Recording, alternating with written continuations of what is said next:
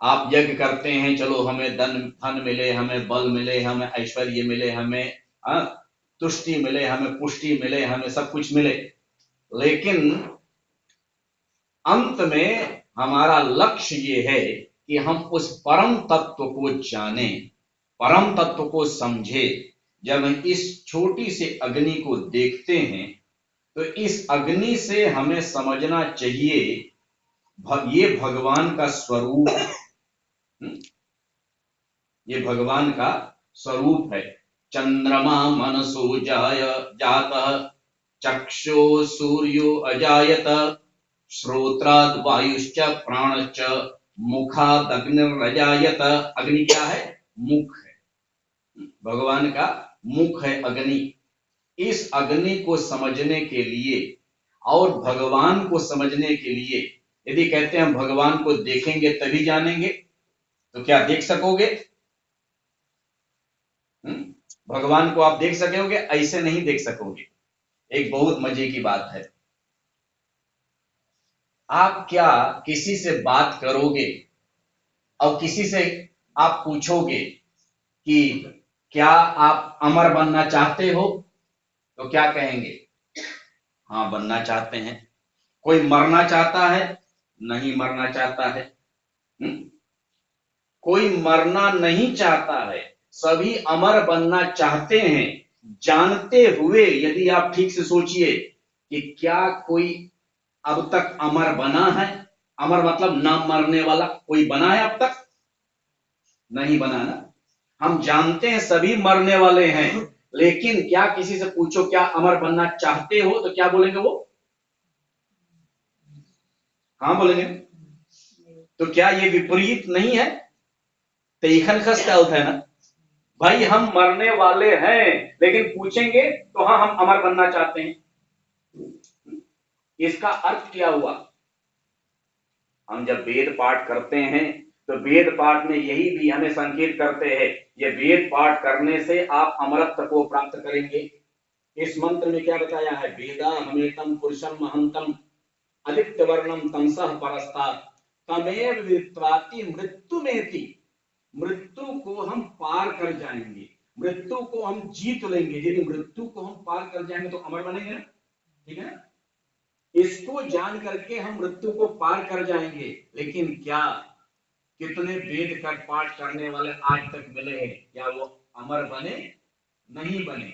इसके अर्थ ये हुआ कि हम जिस अमरत्व के अर्थ को समझ रहे हैं वो अमरत्व का अर्थ ये नहीं है। मैं ये समझ रहा हूं, हम ये समझ रहे हैं कि अमर हम तभी बनेंगे जब हम न मरेंगे तब, ठीक है ना? अमर मतलब जो ना मरे उसका नाम है अमर। अ मतलब नहीं, मरना मतलब मरना, तब हम अमर बनेंगे। लेकिन हमें यह समझना चाहिए आखिर शरीर तो शरीर है, सभी समझ रहे हैं शरीर शरीर है, शरीर जो आया है वो जाएगा, वो नश्वर धर्म है। शरीर नश्वर धर्म है, लेकिन फिर भी हम अमरत्व को चाह कर रहे हैं।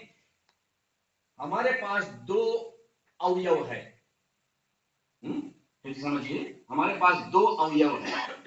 एक को कहते हैं अंतःकरण, एक को कहते हैं बाह्यकरण, है ना? एक को कहते हैं अंतःकरण जो अंदर होते हैं, एक को कहते हैं बाह्यकरण। बाह्यकरण मतलब जो बाहर से जितने इंद्रिय होते हैं, हमारा आंख है, हमारा नाक है, जिह्वा है, कान है, इत्यादि इत्यादि, उसको बाह्यकरण कहते हैं। अंतःकरण, अंतःकरण मतलब मन, बुद्धि और अहम, इन तीन को मिलाकर अंतःकरण कहते हैं। यदि हम अमरत्व को चाह करते हैं तो वो बाह्यकरण में नहीं है, उसके संभव नहीं है, लेकिन अंतःकरण में हो सकता है जरूर। ये जो मांग है ये अंतःकरण की मांग है। अब मांग आप किसकी है? ये अब आप ठीक से विचार कीजिए कि ये अमरत्व होने की मांग किसकी है? आपके शरीर की है या आपकी?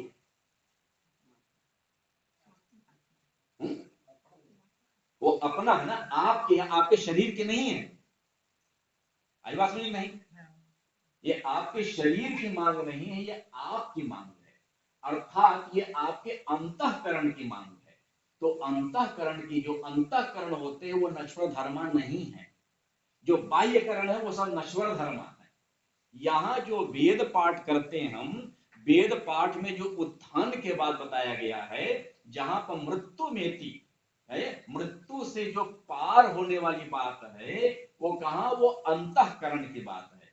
वेदा हमेतम पुरुषम महंतम, कैसा है वो महान पुरुष को हम जानते हैं, ऋषि घोषणा करते हैं, उस महान पुरुष को हम जानते हैं, कैसा है, आदित्य वर्णम, ऐसे प्रकाशमय है, प्रकाशमय है वो, जैसे आदित्य सूर्य के प्रकाश के तरह। आदित्य वर्णम तमसा परस्ता, और तमेव विद्वाति मृत्यु में थी, उसको जान करके हम मृत्यु को पार कर जाएंगे। मृत्यु के इस शरीर के नहीं, शरीर के बाद कोई किया ही नहीं, इसमें शरीर के बाद कोई किया ही नहीं, लेकिन मृत्यु को पार करेंगे जरूर। मृत्यु का कष्ट किसको होता है, शरीर को होता है या मन को होता है?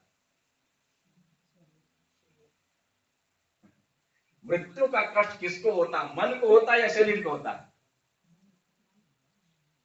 यदि कोई एक थप्पड़ आपको मार दे, किसको पीड़ा होता है, शरीर को होता है या मन को होता है? नहीं, दर्द जो होता है किसमें होता है, शरीर में होता है या मन में होता है? नहीं, मन में। जो दर्द होता है वो मन में होता है। वही दर्द यदि आपको थप्पड़ ना लगाए, कि कोई ऐसे बात कह दे जो आपको लग जाए, दर्द एक ही है, पीड़ा एक ही है, चाहे कोई थप्पड़ मार दे, चाहे कोई शब्द बोल दे। बानी मारे बाण से, व्याधा मारे तीर, शब्दी मारे शब्द से, साले सकल शरीर, पूरे शरीर में पीड़ा हो जाती है एक शब्द से। आपको छुआ भी नहीं, लेकिन पूरे शरीर में पीड़ा होने लगा शब्द से केवल। इसके अर्थ जो है, पीड़ा को सहने वाला शरीर नहीं है, वो मन है। शरीर में क्या है, शरीर हो सकता है कहीं पर कुछ हो जाएगा उसको, शरीर फिर ठीक हो जाएगा, लेकिन मन होता मन में, अंतःकरण। मतलब आप शरीर नहीं हो, आप अंतःकरण हो। नाम किसको दिया जाता है, नाम शरीर को नहीं दिया जाता है। यदि पुकारते किसी को, हम आचार्य सामवेदी को पुकार रहे हैं, तो सामवेदी किसका नाम है, इस शरीर का नाम है? कौन सुनता है, शरीर सुनता है या मन सुनता है? मन सुनता है। यदि मन, ऐसे सोच लो, यदि मन वहां ना हो तो? बच्चे कभी देखते हैं, बच्चे कभी अपने खेल में, टीवी में बड़े मग्न होते हैं, बड़े, और माता जी पुकारते रहते हैं, आ जाओ खाना खा लो, आ जाओ ये कर दो, आ जाओ, वो सुनता ही नहीं। उसका सुनता कान है कि नहीं है? कान है, शरीर है, वहीं बैठा है, सब कुछ है, लेकिन सुनता नहीं वो। किस लिए? मन कहीं और लगा हुआ है, क्योंकि मन जो है एक ही जगह पर लगेगा, है ना। एक एक क्षण में मन एक जगह पे, या तो टीवी में लग जाएगा, या तो माता जी में लग जाएगा, है ना। तो जो उसमें लगा रहेगा तो सुन लेगा, यही नहीं लगा रहेगा तो नहीं सुनेगा।